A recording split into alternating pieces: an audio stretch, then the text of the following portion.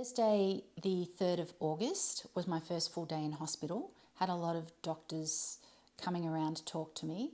They gave me a pill in the morning which turned out to be a steroid, and it took all the swelling out of my tumour. So I ended up feeling really good. And I had been told that I could either have the surgery on the Friday or the following Monday, but that the Friday would be optimum because it is a big tumour. I decided to cancel the surgery, and I wasn't sure what I was going to do, whether I was going to get it on the Monday or not, depending on how I felt over the weekend. The doctors understandably were not happy, and they showed me a scan of my tumour. When I first saw the scan, it was unbelievably confronting, a big grey ball in the middle of the front of my head. I don't know why I didn't believe them, but I really needed to see that to believe that that was in my head. So there was no doubt that I was going to get the surgery after that. My confusion had just been that I felt so good. So why would I get surgery if I felt so good? So I then said, yes, I will have the surgery tomorrow morning.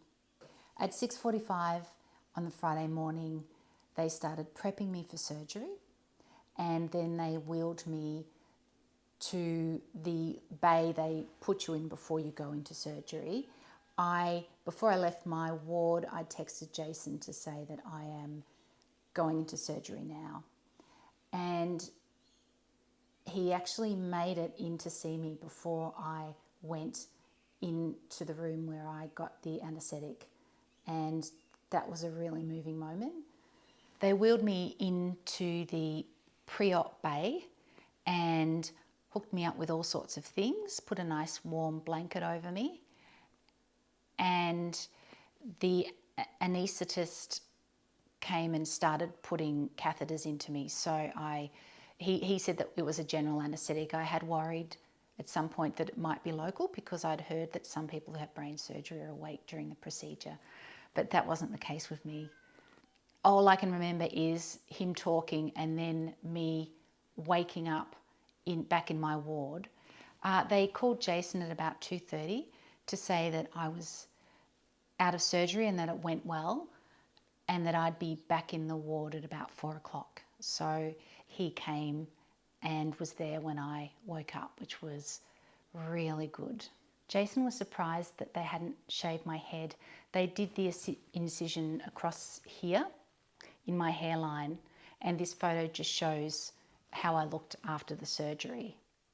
After surgery, they would check me regularly. So they'd check my blood pressure, they would ask me questions, my name, my date of birth, where I was, and they would check my reflexes, my strength, which they told me was to check if I was having a stroke or not.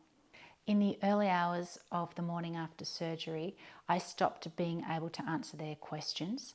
They became concerned and they sent me for a CT scan.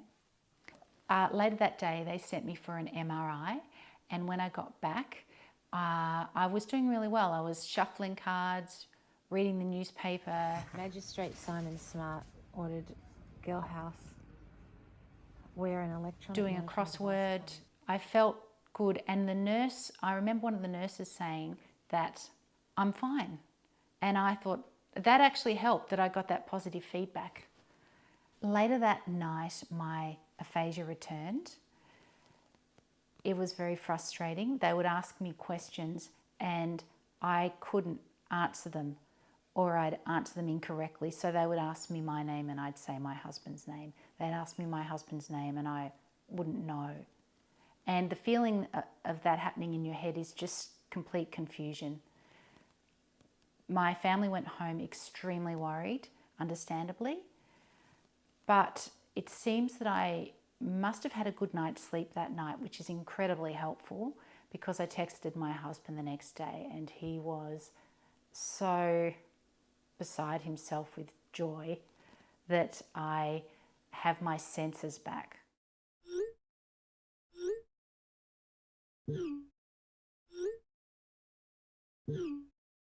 So it wasn't some sort of death sentence. It was just a phase after you've had brain surgery.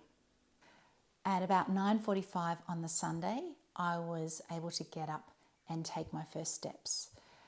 I can see in the footage that I'm incredibly focused, but I felt really confident, perfectly fine. There was nothing wrong. I didn't feel dizzy. I was pretty proud of myself for actually walking because they were doing 3-hour checks on if I'd had a stroke. So I felt pretty good. So over the next few days, if I had a visitor, I'd always make them take me for a little walk around that floor of the hospital. And I also had a few visits from a physio and a speech pathologist just to check that I am ready to, when I'm ready to go home. So I seemed to pass those tests really well, and they finally let me go home on the Tuesday night at about 7 p.m. And that's just all I wanted to do. I really wanted to get home. That was the aim. The hospital's really noisy as well, so it was affecting my sleep. And it was just so nice to leave the hospital and for Jason to drive me home and arrive home and sleep. In fact, I slept on our couch because it's a very comfy couch. And once I lay down, I'm like, oh, I'm staying here. So that was the end of my hospital stay. And just one final note, today was the first day I went back to the gym. I took it fairly easy, but it really gave me an endorphin kick, and I'm actually pretty proud of myself for that as well. So that's where I am now. That was amazing.